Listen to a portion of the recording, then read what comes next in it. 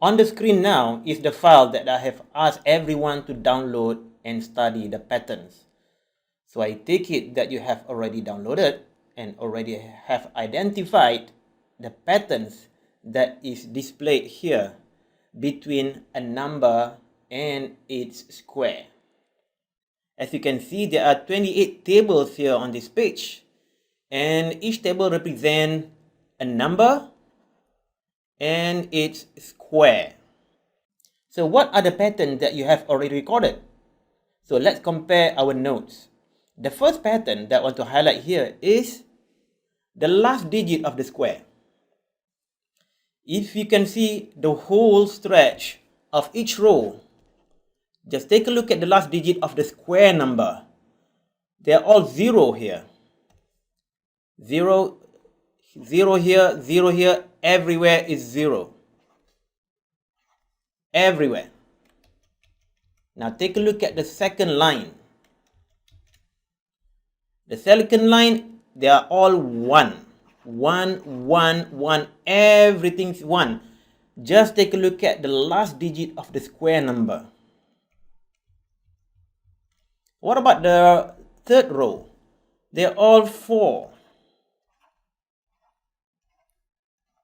No, if I go to the third row of other tables, there are also 4. They're all the same. Just take a look at everywhere there. The last digits are always the same whenever the number that before it's being squared are 2. If it's 2, the last digit of the square are 4. Now let's take a look at more observations here. What about the fourth line? It is 9 when it is 3. The square is 9 when the number is 3. And everywhere is 9. Everywhere. Just pick any of the table here. Take a look at the fourth row. And the last digit of the origin number is 3. Then the square becomes 9. Now let's take a look at the next line. The next line, the original number is 4. And the last digit of the square is 6. And you can see everything consistent. So this is the first pattern. Yeah, the last digit is 4, but the square last digit is 6. Everywhere. Consistent. What's next? The next line. When the last digit is 5, then the last digit of the square is also 5. And it's true everywhere. Everywhere. Consistently. Let's take a look at the next line. I think you get the picture. When the last digit of the number is 6, then the last digit of the square is also 6. And it's true everywhere. 6 here is true everywhere. Everywhere. I don't need to go and highlight all the numbers there. I think you get the message. The next line, when the number is 7, the square is always 9. The last digit is always 9. And you can see all row that has the last digit of 7, the square is always 9. You can verify it by yourself. Next is line with 8, the last digit of 8. And the square last digit is 4.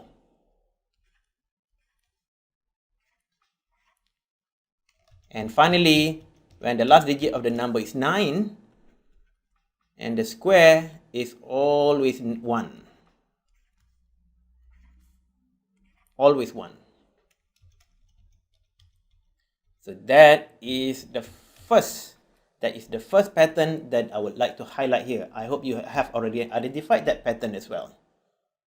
So the last digit of the squared number are consistent with the last digit of the original number of the, what shall I say, pre-squared, before it's been squared. Okay, that is the first pattern that you should have identified. So what would be the next pattern? It is still about the last digit of the square number, but I would like to highlight the repeatability. Take a look at the first table here. And they are also true with all other tables. The middle one is 5.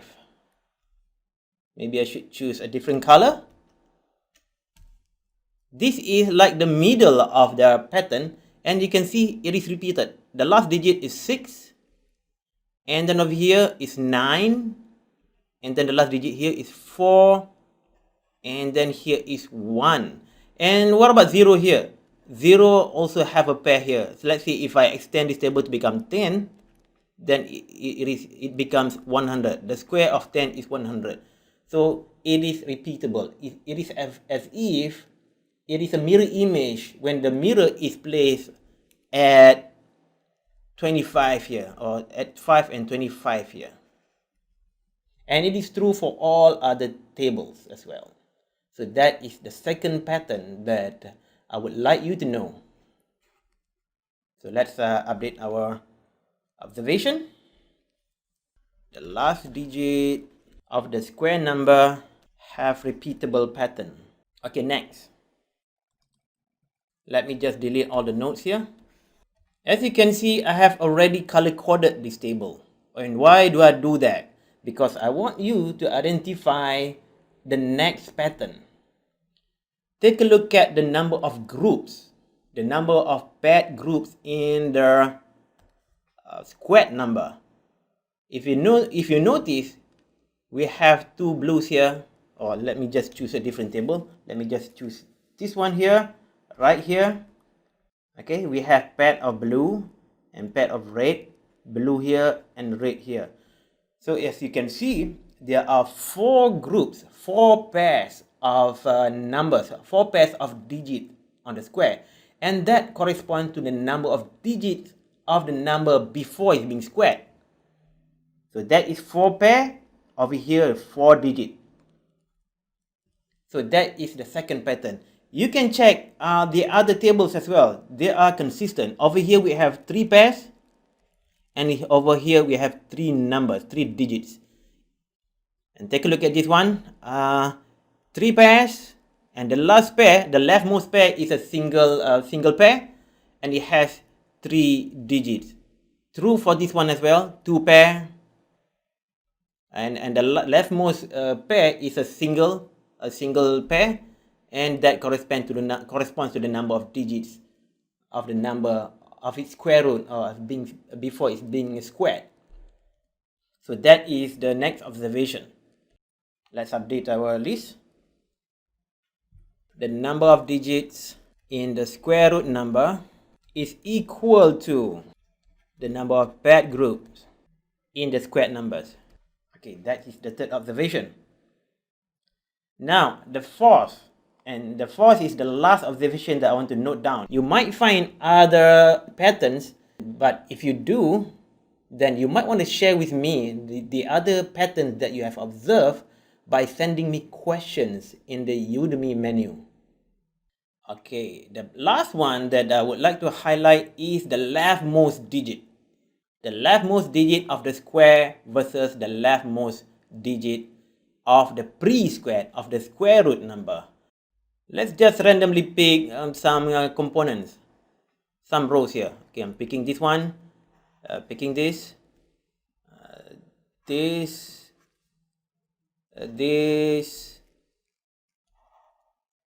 and this. And now compare the leftmost digit of the square root on the left, and then with the leftmost pair on the right after it's being squared. Let's pick up the first one. Let's pick up this one. What is the leftmost digit on the left? It is 6, and the leftmost digit on the right is 36. Yes, 36 is 6 squared. It is basically equal. 6 squared is basically 36. Now let's take a look at the next example. This one. The leftmost is 3 versus 9. So what is your observation? Yes, 3 squared is equal to 9. As you can see, the other groups as well correspond to the same pattern. Square root of 8 is 64, square root of 5 is 25, square root of 7 is 49. And I want to pick up a different row now. The point I'm making is not exactly that they are square root, but it is either less or equal to the square root. And take a look at this one. The leftmost digit is 2, and the leftmost pair is 6. As you can see, 2 squared is equal to 4, and 2 squared is less than 6. It can be either less than or equal to, but it never exceed. Pick up another one at random. This one. What is the leftmost digit on the left? The leftmost digit before it's been squared is 5, and the leftmost pair is 33. And 5 squared is less than 33 because 5 squared is equal to 25. If you scour the whole table here, you will not find any single one that exceeds the leftmost pair after it's been squared. It only less or equal to. So that is the final pattern that I would like to note down. The leftmost pair of the square number are greater or equal to the square of the first digit of the square root number. So now that you have already identified these patterns, so it is time for us to use our knowledge about square into use in the next few examples. So that will make sure that we are able to square or square root the numbers speedily. So all the best to you, and see you in the next video.